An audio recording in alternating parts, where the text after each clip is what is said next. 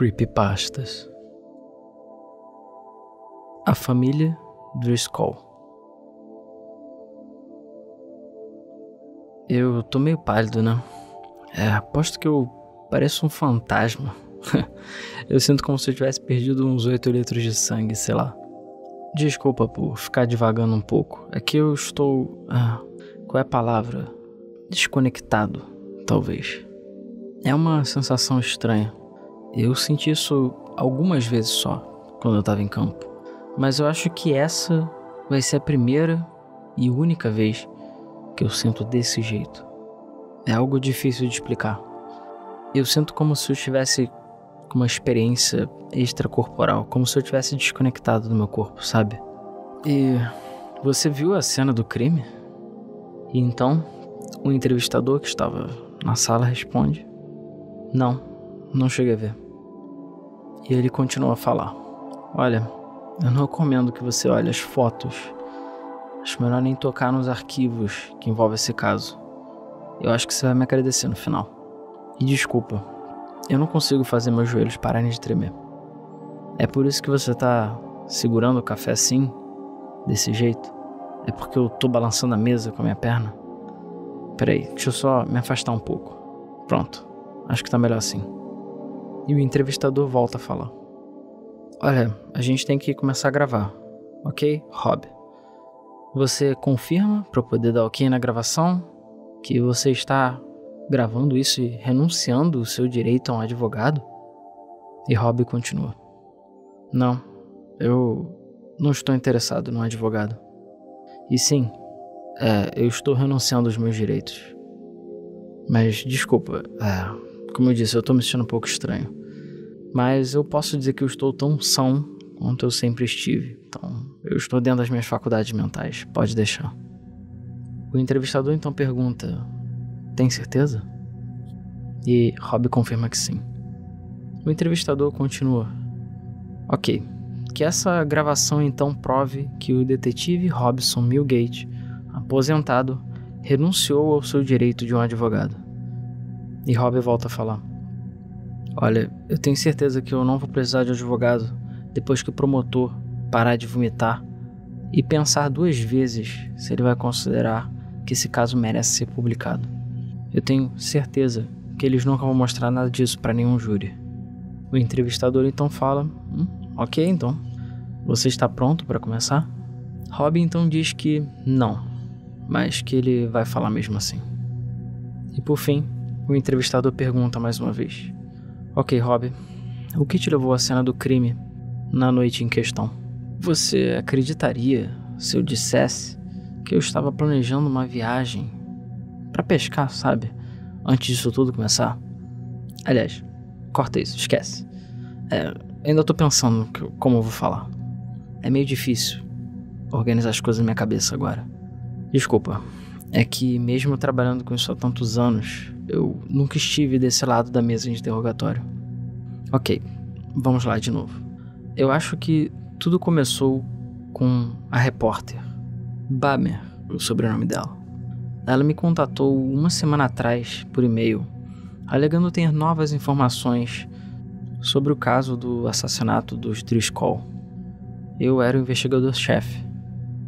Esse caso eu estava engavetado há muito tempo. Ele não tinha solução, já tinham 20 anos. Estava frio como gelo. E para ser sincero com você, eu logo de início achei que era mentira. Você sabe como isso é. Na maioria das vezes nem é de propósito. Todo mundo acha que é um tipo de detetive só porque ficou sabendo de um caso antigo. E aí começa a procurar e destrinchar informações sobre o caso. E aí você acha que tem uma solução, quando na verdade não passa de algo que talvez até mesmo a gente já saiba. Teorizar é muito fácil quando você não precisa checar cada uma das evidências. E o assassinato dos Driscoll causou bastante agitação na sua época. Tinha muita gente interessada, muita imprensa, e ao longo dos anos eu ouvi centenas de teorias, mas todas elas eram bem patéticas. Quando eu me aposentei, eu entreguei a investigação para o detetive Carroll, mas eu não queria que ele se incomodasse muito com isso. Eu sabia que ele estava ocupado com atividades mais relevantes, digamos assim, como gangues e crimes que ainda poderiam ter alguma solução. Eu pensei em continuar investigando o caso, mesmo assim, talvez por uma cortesia. De qualquer forma, eu não imaginei que fosse chegar muito longe. Mas, como eu realmente não estava fazendo nada melhor, eu decidi continuar com essa conversa e ver no que poderia dar. Com isso, eu decidi me encontrar com ela para almoçarmos. A gente foi no café Pure Ear. Ao encontrar com ela, tive uma impressão positiva. Ela era loura, charmosa, tinha transparência e profissionalismo. Então não acho que ela se encaixaria no perfil de alguém que só estava querendo brincar com teoria da conspiração ou talvez só perder meu tempo.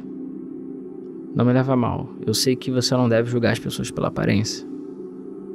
Até porque ela poderia ser uma daquelas pessoas que tem uma aparência muito boa, mas no final curtem morte, essas coisas. Deus sabe que eu já lidei com um monte de mulheres assim também. E eu também ainda achava que ela podia estar tentando me enganar de alguma forma. Ou talvez até mesmo ela estivesse sendo enganada por alguém. Porém, ela tinha um arquivo com ela. E parecia legítimo. Continha o que parecia ser a confissão do assassino dos Driscoll. Bom, mas ele não era um assassino no final das contas, né? Mas olha, eu pra ser sincero, preferia que ele fosse, sabia? Eu acho que teria sido melhor pra todo mundo. O entrevistador então retorna e pergunta: você pode, por favor, nos informar um pouco mais de detalhes que sejam relevantes sobre o caso do Driscoll antes dos acontecimentos recentes? Rob então comenta: vamos ver, já se passaram 2 décadas, é muito tempo. Eu não lembro de todos os detalhes, mas eu vou tentar fazer o possível. O entrevistador então fala: tome seu tempo, Rob. Conte tudo o que eu conseguir lembrar. Rob então agradece e começa a falar. Ok, vamos lá. Os Driscoll eram uma família de 6 pessoas que moravam no subúrbio, vivendo o sonho americano, sabe? Classe média alta. O pai era advogado, a mãe cuidava da própria empresa, vendendo cerâmica. Eles tinham 4 filhos, todos estavam do ensino médio para baixo. Eram boas crianças, tinham boas notas e eram impecáveis. A família toda não tinha nenhum tipo de atividade ou registro criminal. O máximo que aconteceu é que o filho mais velho foi pego fumando maconha no colégio uma vez, mas nada além disso. Coisas normais que você encontra quando investiga as pessoas mais de perto. A família desapareceu no dia 13 de outubro de 1994. Não havia nenhum vestígio de corpos. O ar de mistério e a proximidade do crime com o Halloween foram os possíveis motivos para a imprensa ter ficado tão louca com o caso. E mais impressionante é que você ainda vê isso aparecer em alguns desses shows de mistérios nunca resolvidos. Uma família inteira, rica, desaparece da noite para o dia, sem deixar vestígios, sem deixar rastros. Ninguém sabe. Confira após as mensagens de nossos patrocinadores. E bom, querendo ou não, foi isso que aconteceu. Eles sumiram e ninguém sabia para onde eles foram. E na verdade a gente só ficou sabendo desse desaparecimento por mero acaso. Um vizinho acabou ligando para a polícia, falando sobre um barulho que estava vindo da propriedade deles. Era um alarme, mas não era o alarme da casa. Ele era relativamente baixo, mas tocava constantemente. De qualquer forma, ele decidiu fazer uma denúncia e chamar a polícia. Afinal, podia ser algum intruso ou alguma outra coisa. Decidimos então mandar uma viatura. Como já era de se esperar, não tinha ninguém em casa, mas também ninguém foi encontrado. Os policiais então decidiram investigar a propriedade. Haviam sinais óbvios de luta no quarto da filha mais nova. A cama estava toda revirada. Os lençóis estavam rasgados. O barulho de alarme que o vizinho comentou, na verdade era do detector de monóxido de carbono. Haviam elevadas concentrações dele no tecido da roupa da cama de todos, menos da filha mais nova. A gente nunca saberia disso se não fosse por esse alarme tocando. O vizinho então foi entrevistado e ele comentou que esse alarme estava tocando há pelo menos um dia e que ele tentou contactar os moradores, mas não conseguiu durante esse tempo. Investigamos mais pela região e encontramos em lixeiras a alguns quarteirões próximos várias latas de alumínio, aquelas latas de aerosol de monóxido de carbono, sabe? E algumas mangueiras. Na época, a gente assumiu que os Driscoll tinham sido asfixiados e talvez desovados em algum outro lugar. Exceto no caso pela filha mais nova, que a nossa teoria é de que ela acordou e aí lutou pela sua vida, mas que possivelmente foi levada também. E meio que ficou por isso mesmo. A investigação prosseguiu e simplesmente não tínhamos uma resposta do que aconteceu. Claro que, sem pistas, a nossa primeira suspeita foi com o pai. Ele podia ter matado a família e depois se matado em algum outro lugar. Dívidas? Uma traição? Depressão? Alguma coisa? Nós verificamos e aparentemente nada. Havia dinheiro no banco, nenhuma traição, estava tudo muito bem na vida deles. E eu posso dizer o mesmo para os outros membros da família. Nada. Todo mundo com a ficha limpa, sem nenhum tipo de problema. Uma vida que seria o sonho de muita gente. Decidimos investigar alguns clientes para saber se eles tinham algum tipo de inimigo, mas nada também. O pai, por acaso, era advogado de divórcio, mas ele só cuidava de pessoas ricas e granfinas. E como todas elas eram facilmente verificáveis, também não deu em nada. A coisa mais próxima que tivemos de algum tipo de suspeito sólido era um professor de química, que a gente chegou a investigar por um tempo, por conta dessas latas que a gente tinha encontrado. Mas ele tinha um álibi. E o mesmo a gente pode dizer sobre o dentista que morava do lado. A gente investigou a vida de todos os vizinhos, mas o máximo que encontramos foram podres. E só isso. Por exemplo, nesse caso, a esposa dele tinha flertado online com algum garoto da Inglaterra, mas nunca chegou a ter nada físico. E de qualquer modo, ele também nem estava no país quando o assassinato ocorreu. E por fim, só restou uma possibilidade. Talvez fosse um assassinato aleatório. Que são os piores casos que a gente pode pegar, porque são os mais difíceis de solucionar. Porque não tem padrão nenhuma motivação. Simplesmente existe um maluco, um serial killer, que tem interesse em matar uma família inteira. Ele olha pra eles e simplesmente faz. Depois ele desaparece, ninguém vendo o rastro dele ou conhecendo ele, e fica por isso mesmo. É o tipo de caso que talvez nunca tenha solução. E não foram por falta de pessoal ou tempo investido. Certamente foi um caso muito frustrante. Voltamos às tais latas de alumínio. Elas foram roubadas de um laboratório a uns 15 quilômetros da casa deles. E certamente era uma das coisas mais estranhas ali. Porém, não haviam câmeras de segurança.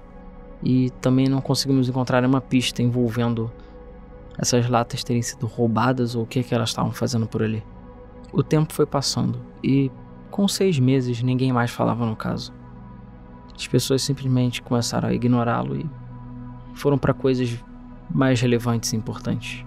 Com isso, o veredito final, digamos assim, apesar do caso ter ficado aberto, é que a família Driscoll foi desacordada e sequestrada de alguma forma, usando essas latas de monóxido de carbono, talvez um pouco de luta, e as mangueiras talvez tenham sido utilizadas para amarrá-los.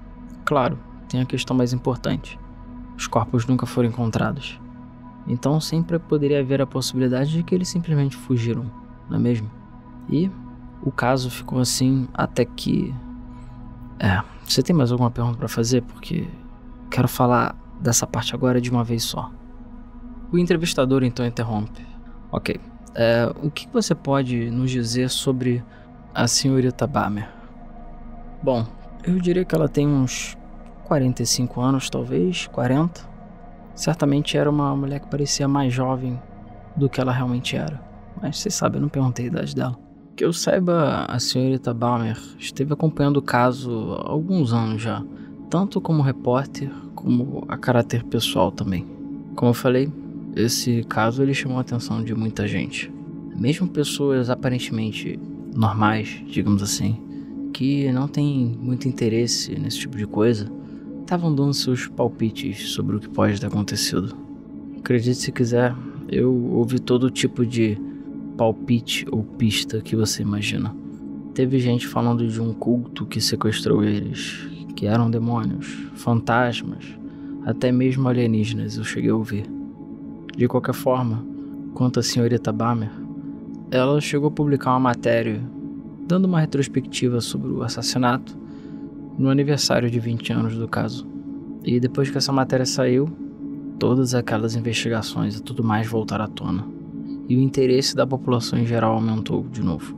E meio que era isso que acontecia também. Toda vez que esse caso voltava a aparecer em jornais e notícias, mais pessoas voltavam, a gente recebia alguns tipos de ligações e pistas que eram 100% certas e nunca levou a nada. De qualquer forma, o fato dela ser uma repórter e tudo que eu falei anteriormente dela parecer minimamente confiável, digamos assim, fez com que eu aceitasse essa conversa e vamos ver no que ia dar. E bom, efetivamente a senhorita Balmer disse para o que ela veio e por que ela queria se encontrar comigo. Aparentemente, depois que ela publicou esse artigo, ela recebeu um envelope e ela queria compartilhar ele comigo porque poderia ajudar nas investigações. E a parte mais curiosa desse envelope, que era uma confissão. Eu comentei com ela que, apesar da aparente animação em talvez ter alguma pista sobre o caso estar presente no rosto da senhorita Balmer, eu deixei bem claro para ela que esse tipo de coisa não era incomum, tá? Que documentos falsos e outras confissões já aconteceram antes e que poderiam muito bem não ser verdadeiras.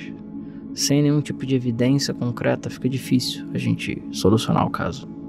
Ainda mais quando são casos muito antigos e populares como esse. A gente realmente já viu de tudo. Inclusive, nesse caso específico, eu mesmo já cheguei a escutar e ler mais de uma dúzia de confissões de pessoas que assassinaram a família de Skoll. Então, eu já estava pronto para desistir e não ia dar muita bola para aquilo. Mas ela foi insistente. Ela tentou me garantir de que aquele documento era verdadeiro e de que aquela pista realmente poderia levar à solução do caso. E alguma coisa na hora me fez simplesmente acreditar nela. Eu, só aceitei que ela não estava querendo me enganar, ou talvez tirar alguma outra informação do assassinato para publicar uma matéria. Então, ok, eu aceitei aquele documento. Ela então me entregou um envelope com o documento e disse que ele veio exatamente daquela forma. O máximo que ela fez foi abrir e ler, e que tinha sido endereçado diretamente para ela. Mas ele veio exatamente da forma que ela estava me apresentando. O entrevistador então interrompe. Você pode me descrever o conteúdo desse envelope? Olha, eram recortes de jornais velhos, descrevendo o progresso da minha investigação. Eles estavam bem amarelados, então imagino que eram como se fosse uma espécie de troféu para o criminoso. Além disso, tinham 6 fotos, que diziam ser dos membros da família Driscoll, assim como outras fotos da instalação, digamos assim, para onde eles foram levados. E só de pensar nessas fotos, sério, eu já tô aqui suando frio, querendo passar mal. Mas eu vou tentar não pensar no que aconteceu e vamos aos fatos. Tentar manter o foco. Bom, as fotos eram realmente da família Driscoll, só que na época eu não sabia disso. As fotos estavam bem envelhecidas, então no final das contas poderia ter sido qualquer um ali. Era meio difícil você distinguir os detalhes. Porém, vendo todo aquele conteúdo do envelope, daqueles documentos, eu decidi dar uma investigada melhor. Eles pareciam legítimos o suficiente. Agora, quanto à carta de confissão, ela era bem breve. Simplesmente tinha um endereço. E foi a primeira coisa que eu notei. Claro que, assim que possível, eu peguei esse endereço e investiguei. Só que eu não consegui encontrar ele online. O que significava uma coisa, que provavelmente ele era bem antigo. Tão antigo quanto as outras coisas que estavam no envelope. A carta em si dizia o seguinte: pare de imprimir mentiras. Eu nunca matei ninguém. Só demorou um pouco para eu deixá-los prontos para o café da manhã. E era isso, não tinha nenhuma assinatura. E agora que eu me toquei? Cara, como é que eu não consegui lembrar disso? A gente recebeu um cardápio de café da manhã 1 mês depois do desaparecimento. Alguém tinha desenhado um círculo vermelho ao redor da foto das panquecas. Cara, agora tudo faz sentido. Ainda mais com essa frase dizendo que eles não estavam mortos e sim se preparando para o café da manhã. No final das contas, a gente pegou isso e jogou fora. A gente achou que não era nada. Sinceramente, como é que eu ia saber? Não tinha como. O máximo que a gente fez foi tentar rastrear de onde veio aquele cardápio. Só que a gente nunca achou a origem dele. Ele não era de nenhum lugar da região. E todas as informações que podiam levar a gente a algum lugar, um endereço ou telefone, tinham sido cortadas. De qualquer forma, a gente não tinha muito o que fazer. O entrevistador então interrompe mais uma vez. Bom, mas por que você decidiu investigar pessoalmente o local mencionado na carta? Bom, eu queria ter certeza de que aquilo não era falso. Por mais que parecesse verdadeiro, sempre existia a possibilidade de aquilo tudo ter sido forjado, talvez ser uma grande pegadinha. Apesar de eu acreditar no que a senhorita Balmer me entregou, eu ainda não estava totalmente convencido.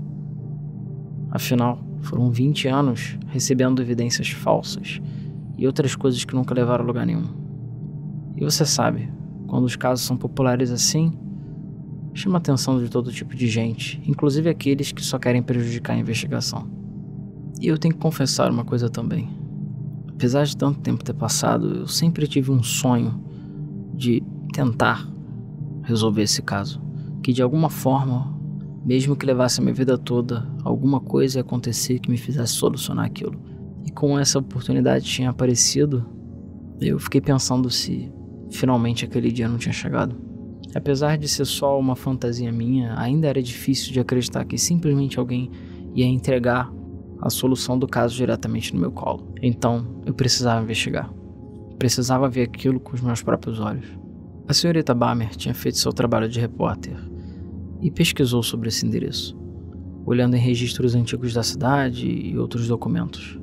Ela chegou a encontrar um lugar, mas ela não tinha 100% de certeza de que era lá mesmo, porque atualmente era um mero prédio industrial abandonado.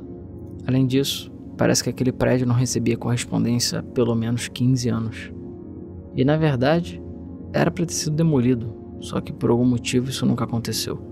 De qualquer forma, eu estava com todas aquelas informações na minha mão e eu tinha que pensar no que fazer. A senhorita Balmer estava particularmente animada com tudo aquilo, também sonhando com a possibilidade de solucionar o caso. Afinal, isso ia dar uma excelente matéria. E apesar da sua aparência e das suas roupas de grife, ela também queria botar a mão na massa em relação à investigação. Tanto que ela conseguiu me convencer de, no dia seguinte, a gente se encontrar nesse prédio abandonado. O entrevistador então pergunta: você poderia descrever a cena do crime? Claro. Ele era um prédio industrial, como eu disse. Ele tinha uns 40 metros de comprimento por talvez 15 metros de largura. Era uma estrutura grande e, olhando assim de fora, ela parecia tão abandonada como qualquer outro prédio próximo. Mas eu pude perceber que a fachada tinha sido recentemente remendada em alguns pontos. Outras investigações posteriores também revelaram que a entrada tinha sido trancada e colocaram um cadeado nela. Até onde eu sei, parece que lá era fabricado chapas de metal. No passado. Mas, desculpa, eu tô ficando um pouco enjoado, é sério. O entrevistador então se preocupa e pergunta se está tudo bem. Desculpa, eu fiquei realmente tonto agora, só de pensar no que eu vi em toda aquela situação, principalmente o cheiro. Continuando, a gente achava que o prédio está só vazio, que a gente ia chegar lá e talvez tivesse alguma evidência de um crime passado, mas que era simplesmente um prédio velho abandonado. Mas quando a gente chegou lá, eu conseguia sentir um cheiro que era tão forte que a gente conseguia sentir do lado de fora do prédio. O correto mesmo seria a gente ter algum tipo de mandato para entrar no prédio, Mas, apesar de toda a situação que você já sabe, eu diria que o cheiro era o mesmo de um cadáver. E quem trabalha com isso sabe que você nunca esquece o cheiro de carne podre. E baseado nas evidências, no cheiro, e que talvez eu nunca estivesse tão perto de solucionar um caso que estava se arrastando há 20 anos, eu não quis saber. Ao invés de esperar por um possível mandato ou alguma outra coisa que atrapalharia o caso, eu preferia arrombar o cadeado. É o tipo de coisa que você também nunca esquece. E com isso, eu entrei na propriedade. Mas olha, preciso falar a verdade. Eu realmente preferia que eu tivesse encontrado cadáveres.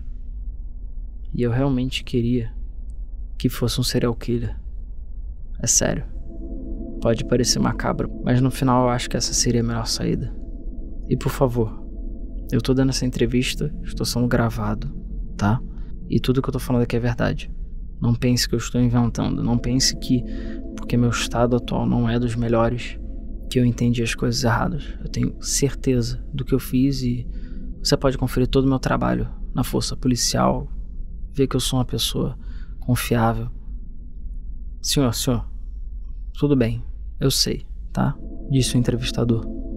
Não precisa se preocupar, eu acredito no que você está falando, tá bom? Vamos continuar. Você estava entrando no prédio. Você pode descrever o interior e o que você viu? Ok, obrigado por confiar em mim. Desculpa mais uma vez, eu tô perdendo um pouco da minha compostura aqui, perdão. Prometo que eu vou me concentrar. E eu quero terminar logo com isso, eu já falei. E você conseguiu pegar os sedativos que eu pedi? Porque eu realmente preciso dormir depois disso por um bom tempo. E eu não vou conseguir fazer sozinho. Enfim, desculpa. Obrigado pela sua paciência e vamos continuar. Bom, assim como as evidências da área externa estavam indicando, apesar da aparência dilapidada do prédio e de todo o seu histórico, aquele armazém não estava tão abandonado quanto nós fomos levados a acreditar. No seu interior tinha um corredor com 6 cômodos. A construção era antiga, mas era visivelmente mais nova do que o resto do prédio. Essas paredes de cada um desses cômodos tinham isolamento de som. Nenhuma delas tinha janela para o exterior ou portas entre as próprias salas. O único acesso a essas salas era pelo corredor. E quando eu comecei a entrar no prédio, é que foi o momento que eu tentei fazer a senhora Balmer sair dali. Porque sabe, o cheiro era ainda pior por dentro. Muito pior. Pelo menos 10 vezes pior. E eu não sei descrever, mas o cheiro de carne podre era quase sólido. É como se ele grudasse no seu nariz e não quisesse sair. Era pesado o ar. Inclusive, pelo fato de ser um armazém antigo e estar fechado o tempo todo, não ter janelas nem nada, ficava aquela poeira no ar, sabe? Pesada. Eu tinha que ter trazido uma máscara, com certeza. E eu fiquei preocupado com a segurança dela. Eu já era um velho. Já tinha feito muito. Eu não tinha mais nada a perder. Mas enfim, ela estava se recusando. Ela queria desvendar aquilo junto comigo. E, tentando enfrentar aquele cheiro que só de me lembrar já me dá ânsia de vômito, de tão forte e podre que era, a gente começou a entrar naquele armazém. E então eu decidi olhar o que tinham nas salas. Essas salas, bom, elas tinham prensas, sabe? Prensas hidráulicas. Eram prensas claramente personalizadas. De 1 metro, 1,5 metro de comprimento mais ou menos, por 2 metros, 2,5 metros. Eu não tinha me tocado do que elas eram a princípio, porque elas estavam em cima do que pareciam ser camas de hospital. E tinham bolsas de soro em cada um dos quartos, além de outros equipamentos médicos. Então você consegue imaginar? Então imagina um quarto de hospital. Seria mais ou menos isso. Só que com uma prensa hidráulica bem em cima do que seria a cama. Que também era a base de uma prensa hidráulica. Bom, naquela hora acho que já tinha ficado bem claro que eu estava perto de solucionar aquele crime. Que alguma coisa tinha acontecido ali e que eu realmente já estava talvez no esconderijo de um serial killer. Mais uma vez eu tentei falar para a senhorita Balmer para ela sair dali. Eu conseguia sentir que a coisa ia ficar muito pior. Eu ia achar a fonte daquele cheiro de alguma forma. Talvez eu fosse encontrar coisas que eu não quisesse ver. Porém, ela continuou se recusando, alegando que ela também quer desvendar aquilo tanto quanto eu e que ela não poderia me deixar sozinho. Pelo menos 2 pessoas já dificultaria a ação de um serial killer, por exemplo. De qualquer forma, não tinha muito tempo pra gente discutir isso e eu parei de insistir. Na verdade, eu até comecei a achar ela um pouco intrometida, já que esse caso era meu, na verdade. E eu fiquei sentindo como se ela tivesse chegado de enxerida. Mas que seja. Apesar de eu estar preocupado com ela, eu imaginei que ela não ia atrapalhar. De qualquer forma, por um momento eu parei e pensei nas minhas possibilidades. Afinal, vai que por algum motivo maluco, algum milagre, a família ainda estivesse viva de alguma forma. Talvez fosse tudo um elaborado sequestro. De qualquer maneira, eu fiquei pensando e confabulando na minha cabeça todas as possibilidades do que poderia acontecer. Se eu estava em perigo, se a senhorita Balmer poderia estar em perigo, se alguma coisa poderia acontecer conosco. De qualquer forma, eu avisei para minha esposa para onde eu estava indo, e se por acaso eu não voltasse, que pelo menos haveriam policiais e outras pessoas indo até lá para investigar o caso. De qualquer forma, era só isso que eu tinha, porque, acredite se quiser, celular não pegava lá também. Então só estava eu por mim mesmo e a senhorita Balmer investigando tudo aquilo. Enfim, desculpa por devagar, vamos direto ao ponto. Ao me adentrar mais naquele galpão, olhando as salas e vendo aquelas prensas e equipamento médico, eu ouvi. Não era bem um suspiro. Era parecido com um suspiro, mas não exatamente. Eu não vou descrever muito mais além disso. Era um som, e isso chamou muito minha atenção, e eu tive que agir. Havia algumas escadas na ponta do depósito que levavam para um porão, e eu disse à senhorita Balmer para dessa vez, por favor, ela ficar para trás. E aí, eu decidi finalmente sacar a minha pistola. Também, já pensando que isso poderia acontecer, eu retirei a lanterna do meu bolso. Como o porão estava totalmente escuro, eu já estava considerando com perigo extremo tudo aquilo, ainda mais depois de ver esse barulho. E finalmente eu consegui convencer a senhorita Balmer de ficar longe daquilo. Ela falou que ia ficar no andar de cima, tudo bem, enquanto eu desci pro porão. Dava para notar que aquele porão tinha sido cavado, talvez ao longo de 20 anos, não sei. As paredes eram de terra, o chão era de terra. Aquilo não fazia parte da construção original do prédio. E havia um túnel que era comprido o suficiente para necessitar de dormentes e pilastras para poder sustentar o teto e as paredes. E aí, a minha lanterna iluminou. Como eu preferia que eles estivessem mortos. Como eu preferiria que fosse um serial killer. Mas enfim, na hora eu pensei, graças a Deus, eles estão mortos. Mas não. Mas eles não estavam mortos. Não estavam. Desculpa. Eu tenho 64 anos. Eu não sou mais um jovem capaz de ignorar essas coisas. Quando você é jovem, você se sente invencível, que nunca vai morrer. Mas eu não tenho mais isso para me proteger. Olha pra mim.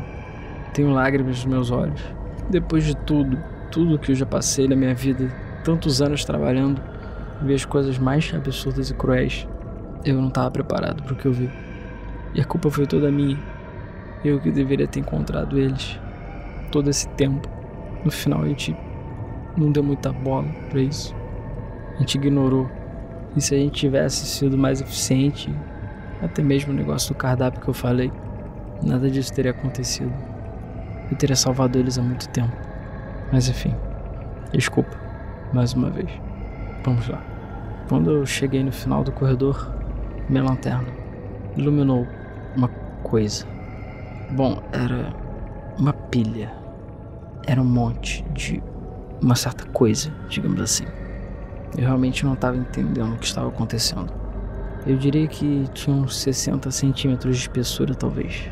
E pelo cheiro e a coloração, era claramente uma pilha feita de carne. De início eu pensei que talvez o tal serial killer, ou assassino, tivesse destroçado os corpos e empilhado os pedaços. Isso já teria sido uma cena bizarra e ruim o bastante. Porém, eu sabia que tinha alguma coisa errada ali. E a primeira coisa que me alertou para tudo aquilo foi um olho. Sim, no topo da pilha tinha um olho perfeitamente redondo, no centro de uma cavidade que tinha sido distorcida de tal forma que agora tinha o tamanho de um pires. E foi quando eu notei que aquele olho na verdade estava olhando para mim. Foram 20 anos. 20 anos de tortura.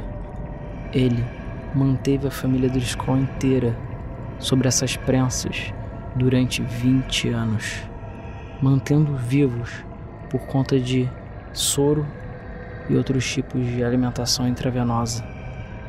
E lentamente, dia após dia, ele foi apertando as prensas, cada vez mais, tão lentamente, dia após dia, que seus corpos foram capazes de se adaptar, até que foram achatados como, bem, panquecas.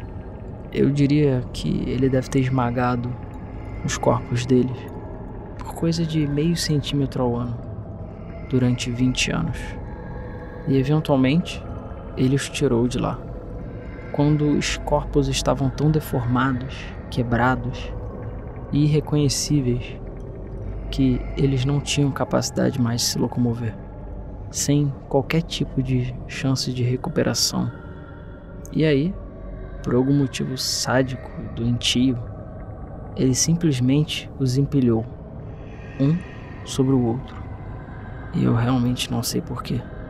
E sinceramente, eu acho que eu prefiro nem saber. E o pior de tudo é que, de início, eu só pensava, graças a Deus, eles estão mortos. Mas tinha aquele olho ali. E não só isso. Eu comecei a sentir que o topo da pilha, o topo dessa pilha de carne, uma mistura de podre, de putrefação, uma coisa verdadeiramente difícil de descrever, mas alguma coisa no topo começou a ofegar. Ele estava respirando de alguma forma.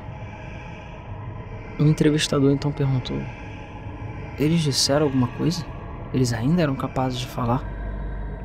E Rob voltou a falar: não, eles não conseguiam falar sem algum tipo de ajuda.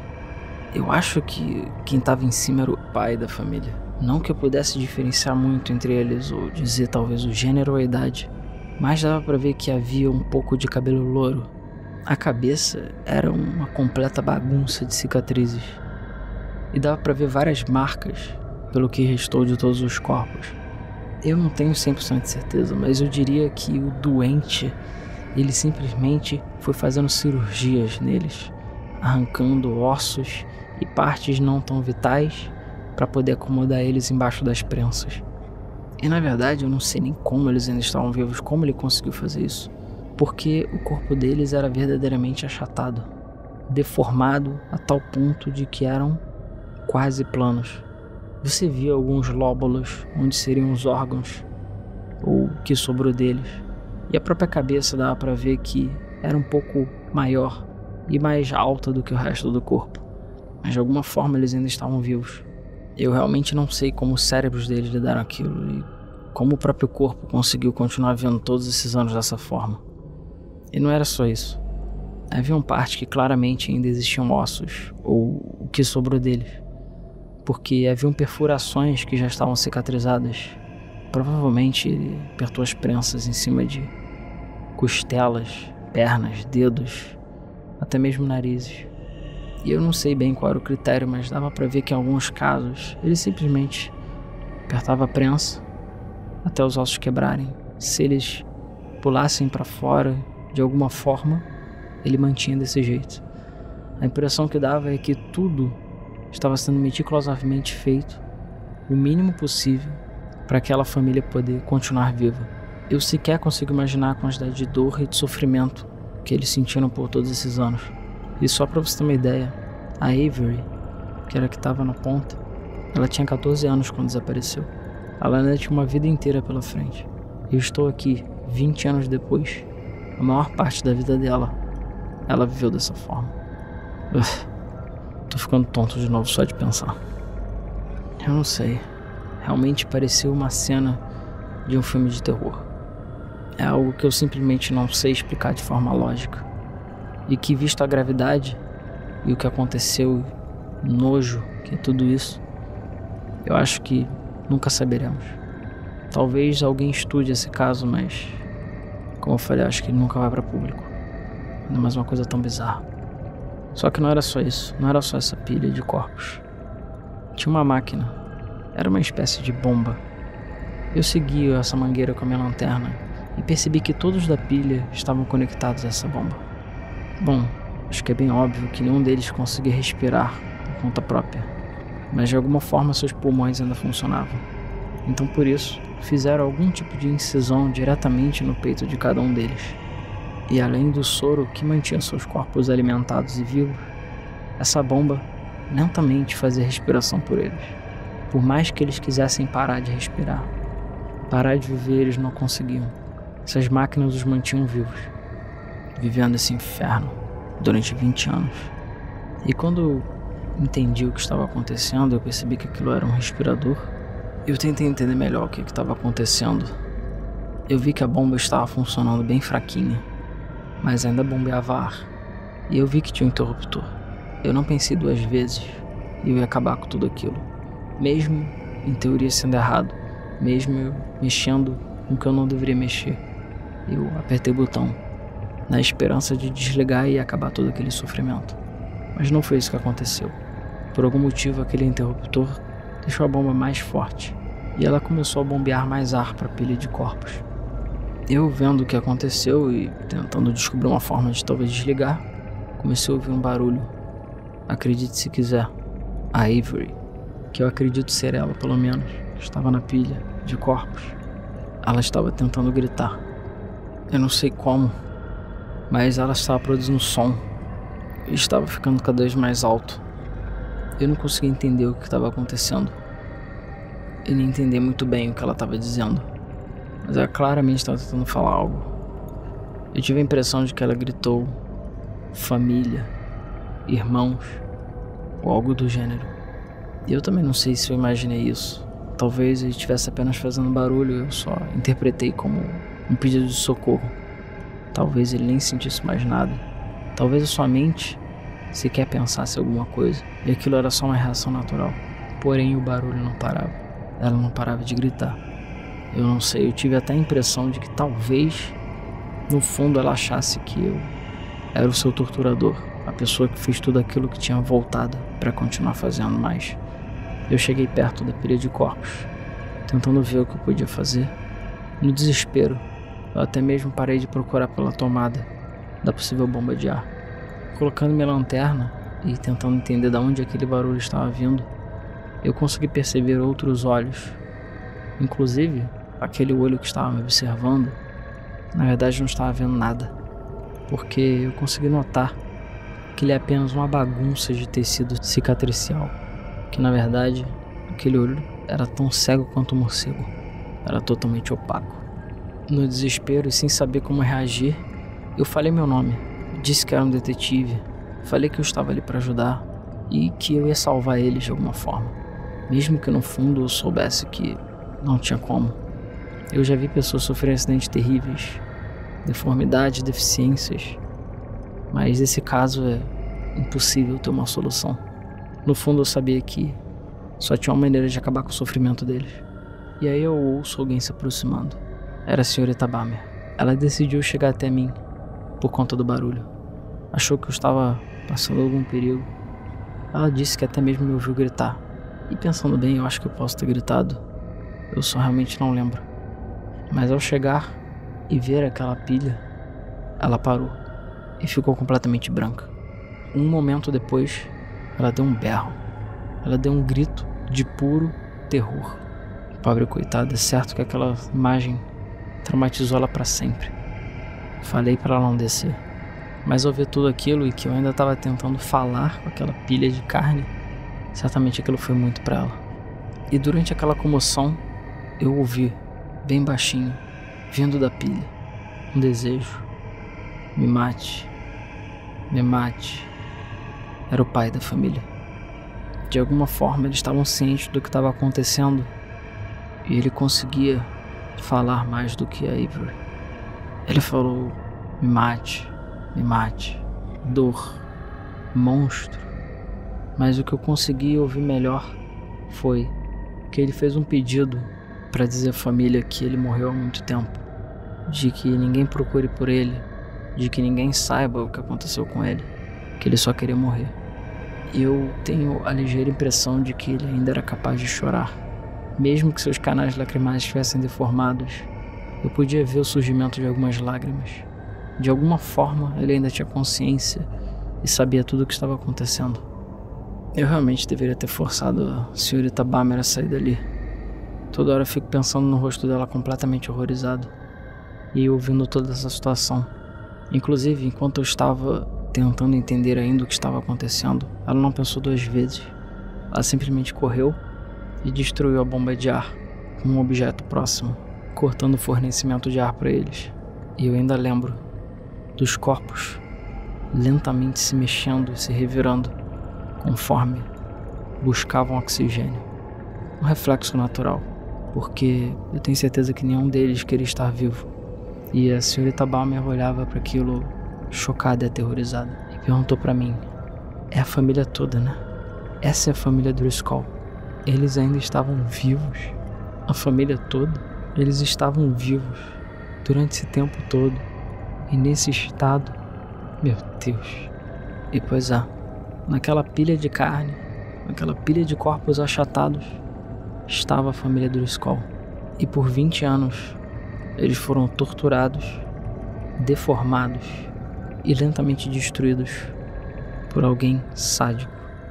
Eu nem posso caracterizar como humano, talvez nem como monstro. E eu não consigo entender por que uma pessoa faria isso, ainda mais por tanto tempo. E eu só consigo imaginar a quantidade de sofrimento que eles devem ter passado e que ainda passavam, porque tudo indica que eles ainda sentiam tudo o que estava acontecendo durante esse tempo todo. E eu acho que, baseado no que o pai da família disse, pelo menos o que eu acredito que seja ele, eu tenho a impressão de que nenhum deles sabia da presença do outro.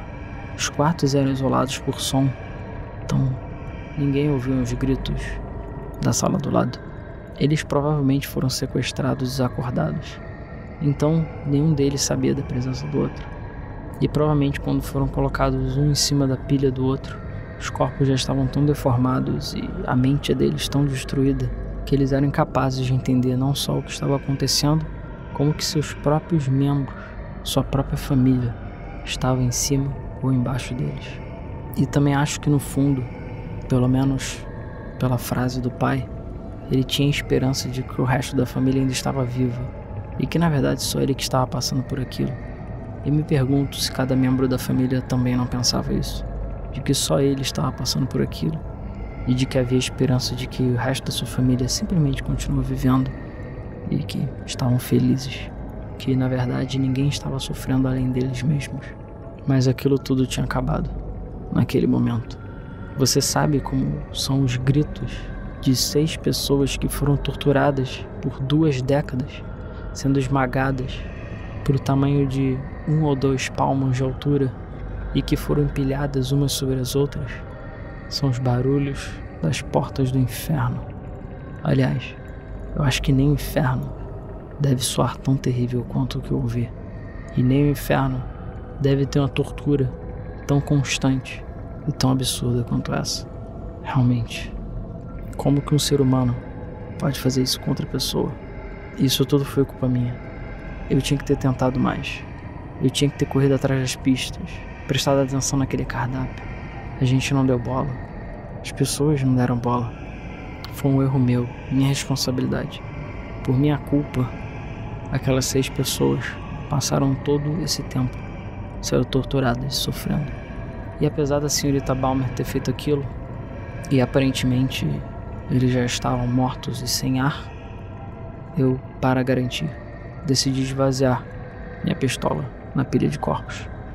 Fiz questão de, para cada uma das minhas 6 balas do meu revólver, ser atirado bem no cérebro de cada um deles, para garantir que não havia nenhuma possibilidade de voltarem à vida. Foi minha forma de dar meu adeus para eles e fazer com que eles descansassem em paz.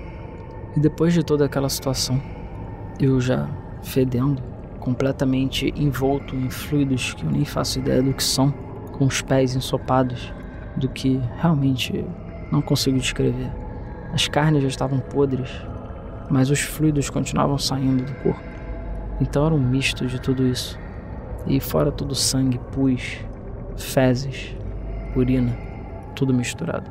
Eu realmente não sei dizer como eles conseguiram ver por todo esse tempo. E realmente foi o trabalho de uma pessoa doente. Quando toda a situação se acalmou, digamos assim, já que eles estavam mortos e, digamos, o caso oficialmente foi solucionado, eu decidi sair e pedir reforços. E nem eu e nem a senhorita Balmer quisemos ficar com os corpos. Eu decidi não voltar para aquele porão. Não quis seguir os investigadores, não quis voltar para a cena do crime. Eu simplesmente reportei o que eu vi e não quis voltar lá. Eu até perguntei pro meu chefe se eu podia fazer só a minha declaração e sair. E depois que alguns colegas foram lá e viram a cena toda, eles concordaram e me apoiaram na minha decisão. E essa é a história. Eu não quero mais falar sobre isso. Essa vai ser a última vez que eu vou falar. Eu não quero mais dar nenhuma entrevista, eu não quero escrever sobre isso, eu quero simplesmente esquecer. Inclusive, acho que é a hora dos meus sedativos. Pode deixar, eu pedi um bem forte de propósito. Minha esposa tem diabetes, então eu sei muito bem o procedimento e dar injeções. Eu vou tentar descansar bastante tempo e, se eu der sorte, talvez até mesmo esqueça tudo isso. E, por favor, eu peço a você que, se puder, faça a mesma cortesia com a senhorita Balmer. Eu diria que ela ficou muito pior do que eu. Aquela mulher ficou traumatizada para sempre. Talvez ela nunca mais nem trabalhe como repórter, eu não sei. Então, se ela puder ter um pouco de paz, pelo menos, eu ficarei feliz por ela. A gente estava tão chocado que a gente nem foi capaz de chorar ou vomitar. A gente só estava lá. O entrevistador, então, comenta. Claro, pode descansar. Muito obrigado pela sua entrevista. Certamente foi de grande valor. E eu mesmo, só de ouvir isso, estou bastante chocado. Eu só consigo imaginar o que você passou naquele momento. Eu acho que você foi muito forte, ainda assim. Mais uma coisa, você pediu pra gente ter a mesma cortesia com a senhorita Balmer, mas você sabe dizer onde ela está? Porque ela não tá conosco aqui. E, bom, de acordo com os policiais, ela simplesmente voltou pra casa depois de deixar uma declaração. Só que a gente tentou entrar em contato com ela e não conseguiu. Bom, não sei. Eu realmente só falei pra ela ir pra casa e não falei mais com ela desde então. Mas você chegou a tentar procurar o jornal dela? E qual era o jornal? Perguntou o entrevistador.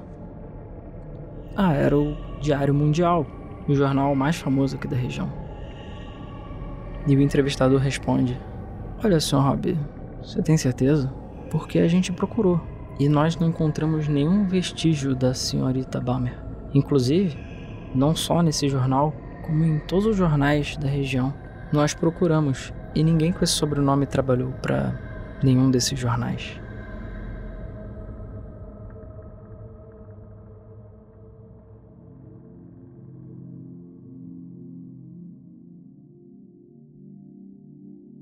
E essa é a história da família Driscoll. Bom, acho que foi um pouco mais longo do que eu esperava. E eu espero que tenha sido uma história assustadora e interessante para vocês. É uma das histórias que eu já queria contar há muito tempo. E que certamente iria aparecer num outro episódio de Creepypastas. Mas agora está aqui para vocês como um episódio de Nictofobia. É uma história que me marcou bastante em vários motivos, né? Não só pela forma que ela é contada, que eu acho muito interessante, esse build-up, né, digamos assim, esse crescimento da história, mas também pelo próprio conceito. Vocês sabem que eu sempre achei essa questão de body horror, essas coisas muito bizarras e assustadoras, né? E só de imaginar toda a situação, sério, a nossa mente se perde, né? E vê toda aquela situação nojenta e absurda. E uma das coisas interessantes dessa história é a presença da senhorita Balmer. No final das contas, a gente fica meio sem saber o que ela era, por que ela participou da investigação. Afinal, se não fosse pelo input dela, esse caso nunca seria resolvido. A história não deixa exatamente claro se pode ter sido ela que fez tudo isso, ou se talvez ela é alguma outra pessoa que só, digamos assim, pegou o trabalho já feito.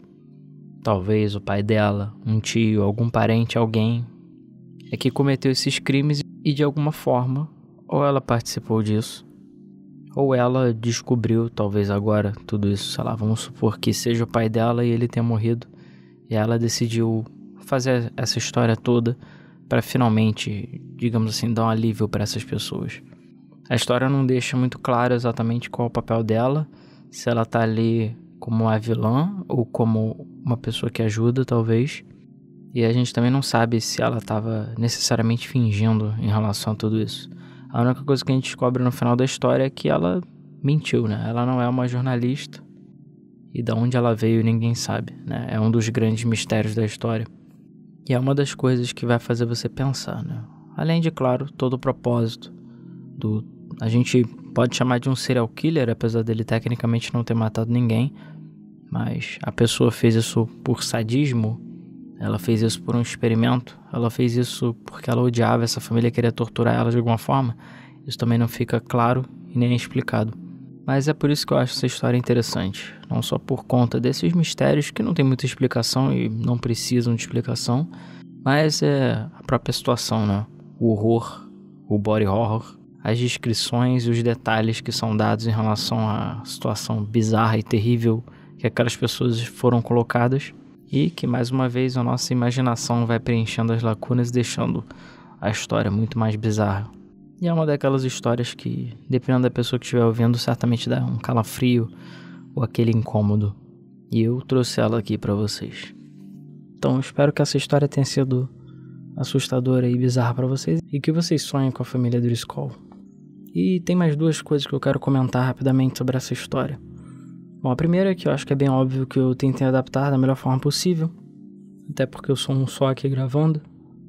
Mas, como sempre, eu pego essas histórias, traduzo do inglês e tento adaptar da melhor forma possível para contar no podcast. Inclusive, a principal adaptação que eu fiz é o próprio nome da história. Porque, para aqueles que não sabem, talvez alguns de vocês até devam conhecer essa história, apesar de que eu considero ela bastante obscura, ela não está entre as mais conhecidas de creepypastas. O nome dessa história é A Família Panqueca. E sim, esse é o nome. Eu acho que eu nem preciso dizer que é um nome que não só entrega o final da história, como ainda por cima é um nome que eu acho que diminui bastante o fator de terror. Então eu preferi alterar o nome para Família Driscoll. Então se você procurar, talvez você ache até o nome Driscoll por aí pela internet, porque o nome da família é o mesmo, mas o nome da história original é A Família Panqueca. Exatamente por conta disso.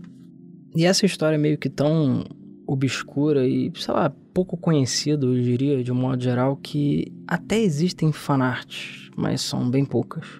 A mais famosa foi feita pelo Charcoal Man, que é a que eu estou usando para capa desse episódio. Claro, eu botei um blur para, enfim, para a capa ficar mais interessante, digamos assim, e ter um fator de bizarrice maior, mas depois dei uma procurada.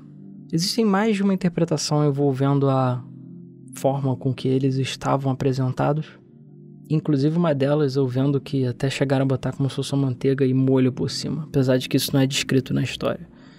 De qualquer forma, é uma história absolutamente bizarra, terrível por si só, razoavelmente desconhecida, o que pra mim é um fator positivo para aqui pro Nictofobia e que eu trouxe aqui pra vocês. Mas é isso. Que hoje, quando vocês forem dormir, vocês pensem no destino da família e se fossem vocês sendo torturados e esmagados devagarinho, devagarinho, devagarinho ao longo de 20 anos. Realmente, assim, acho que não tem outra palavra não ser bizarro, né? Isso é uma coisa terrível por si só. Mas é isso. Espero que vocês tenham achado essa história interessante e eu com certeza tenho muito mais creepypastas e outras histórias bizarras para contar para vocês. E deixem nos comentários do nosso site ou do post no YouTube do que vocês acharam dessa história e também outras histórias que vocês acham interessantes para eu ler ou comentar sobre. E se você ouviu até aqui, muito obrigado. Os links para o Nictofobia estão na descrição, até mesmo do Spotify, que é onde o podcast está também, mas no site ou no YouTube, youtube.com/nictofobiabr e @nictofobiabr, que são as nossas redes sociais também. E tanto no site, quanto também vai ter um link para o nosso e-mail, que é o contato@nictofobia.com.br, que você pode entrar em contato, sugerir histórias, feedback e outras coisas. Porque não é só creepypastas que tem aqui, a gente tem muitos outros tipos de história e de conteúdo também. E por fim, se você quiser dar aquela força extra para o trabalho aqui no Nictofobia, nós temos um Apoia-se, apoia.se/Nictofobia. Você recebe os episódios antecipadamente e também acesso a um grupo exclusivo, em que a gente debate mais sobre os tópicos e temas, fora toda a questão dos episódios antecipados, capas e muito mais. E muito obrigado a todos aqueles que estão colaborando com o meu trabalho. No mais, é isso. Espero que vocês tenham achado essa história interessante. Aguardo os comentários de vocês e nos vemos no próximo episódio do Nictofobia.